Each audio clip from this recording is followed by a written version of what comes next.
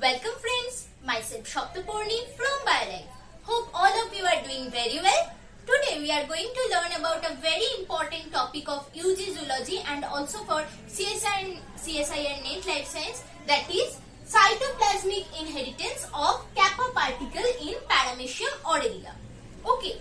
So before beginning, if you are new to my channel, I would like to request you to kindly subscribe to my channel by pressing the bell button given below. And if you find this video useful, don't forget to like it and share it with your friends. And if you have any doubts regarding this topic or regarding biology, you may leave a comment below in the comment section, or you may directly message me in my Instagram profile Shaptaporni BioLife, or you may also follow me in my Facebook page and in my Facebook group. Okay, the links are given in the description box below and also given here. So, without further delay, let's begin.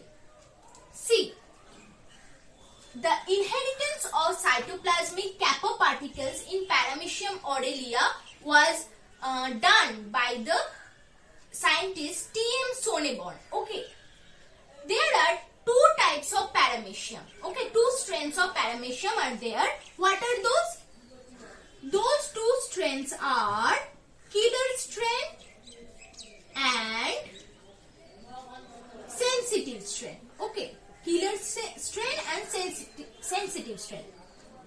If these two strains are cultured in the same medium, what happens? Killer strain produce a toxic which is known as paramecin. Paramecin, okay, which kills the sensitive strain. Okay, the killer strain itself is resistant to this toxin paramecin, but this toxin kills the sensitive strain. Okay, so what is the difference between killer strain and sensitive strain? What are the properties that makes a Paramecium aurelia killer strain? Okay, there are two properties. What are those?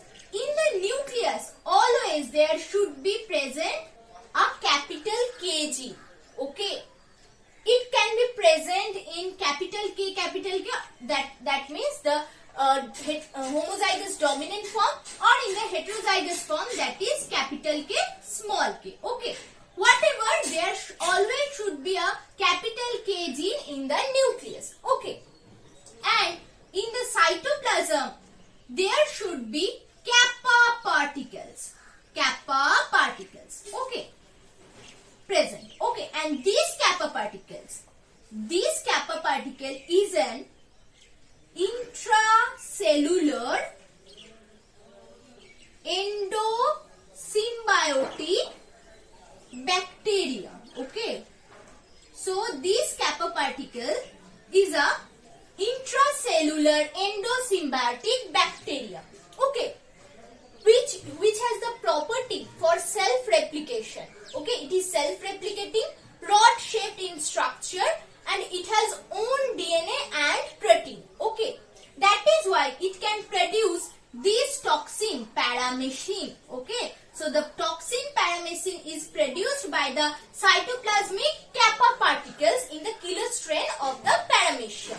Okay, and this kappa particle is self-replicating, having own DNA and protein. Okay, okay, got it. And in the kappa particle, there is a system named R bodies. Okay, R bodies is present in the cytoplasm of the kappa particle, which is the toxin delivery system of this kappa particle. Okay, now what is this bacterium? The name of this bacterium is Sedibacter tiniospiralis. Okay, tiniospiralis.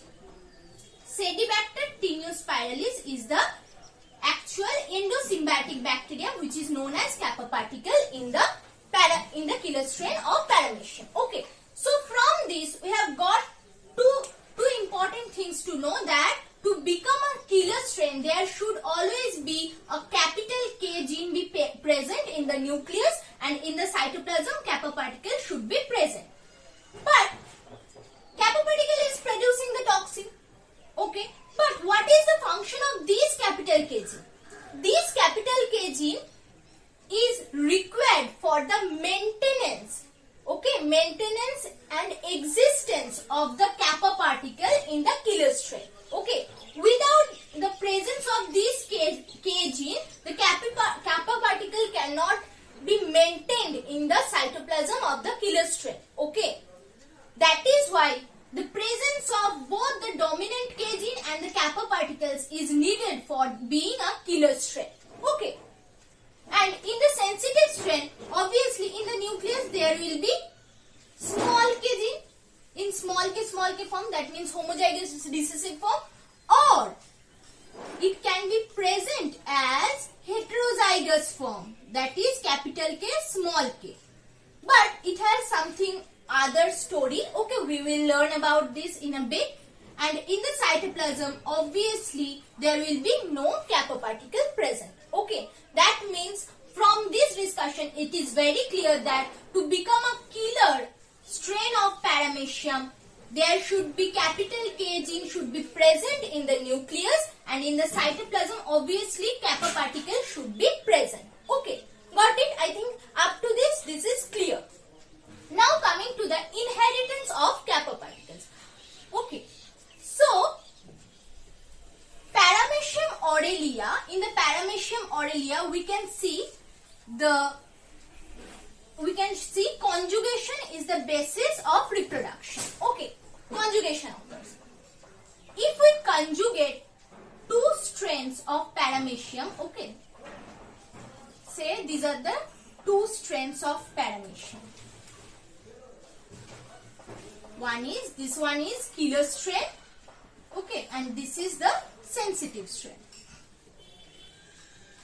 Killer strains mean obviously there will be capital K in the nucleus, and in the sensitive strain, let's say there are small k in the nucleus.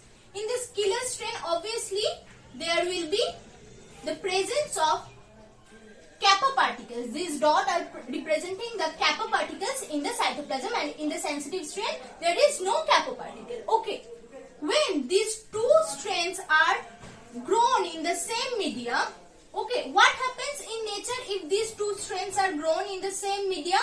The killer strain produces the paramecin, to which the killer strain itself is resistant, but the paramecin kills the sensitive strain. Okay, but in the lab, it is a modified form of growing where the medium is always getting devoid of the paramecin toxin, so that these two can conjugate together.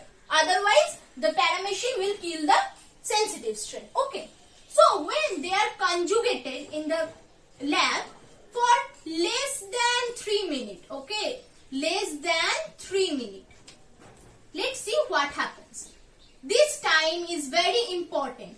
When they are conjugated, when a killer strain is conjugated with a sensitive strain for less than 3 minutes, what happens? Obviously, there will be formation of a conjugation bridge between them. Okay, and from this, one capital K goes here, and from this one small k goes here. Okay, but when the conjugation is for less than 3 minutes, no cytoplasmic particles are exchanged between them. As a result, in the X conjugates, what can we see? In the X conjugates, these are the two X conjugates. Okay, these are the two X conjugates. Here I can find capital K and small k, and here also one capital K, one small k, and here the presence of kappa particles in the cytoplasm. As there is a capital K gene and also the kappa particle in the cytoplasm, this strain remains killer. Okay, but here, though there is a presence of capital K in the nucleus, but there is absence of kappa particles due to the less conjugation time, during which only the nuclear material can be exchanged but the cytoplasmic kappa particle cannot be exchanged. This strain remains sensitive, okay, though it has capital K, because capital K cannot produce the kappa particle. It is only needed for the maintenance of kappa particle, okay, and kappa particle is the main thing for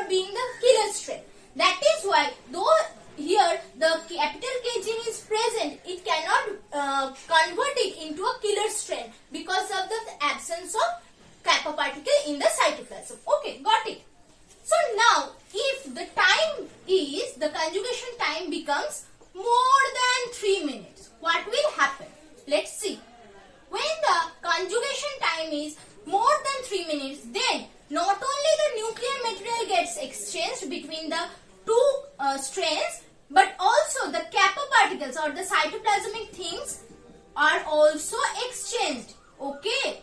As a result, what happens? As a result, this sensitive strain gets converted into a killer strain, because when the conjugation time is more than 3 minutes, both the nuclear materials and the cytoplasmic materials are exchanged through the conjugation bridge, and as a result, both the paramecium contains capital K gene and also the cytoplasmic kappa particle, and as a result, the sensitive strain is now converted into the killer strain. Okay, and from this, it is very clear and proven that the presence of both capital K gene and the kappa particle is needed for being the killer strain of a paramecium aurelia. Got it? I think up to this everything is clear.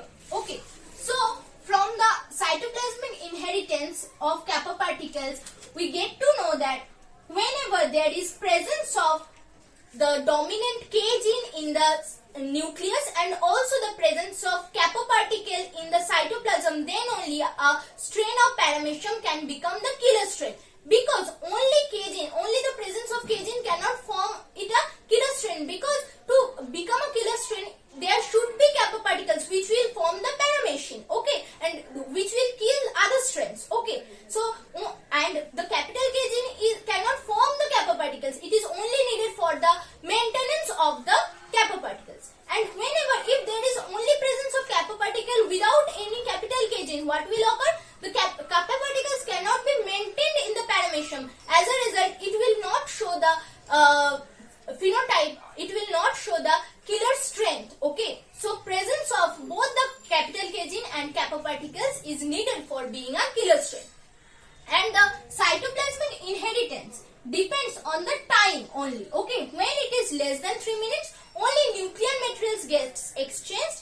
And when it is more than 3 minutes, then both the nuclear materials and the cytoplasmic materials are getting exchanged and forming a sensitive strain into converting it into the killer strain.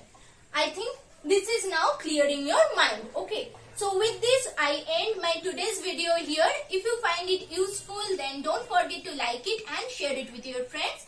For the time being, thanks for watching and happy learning.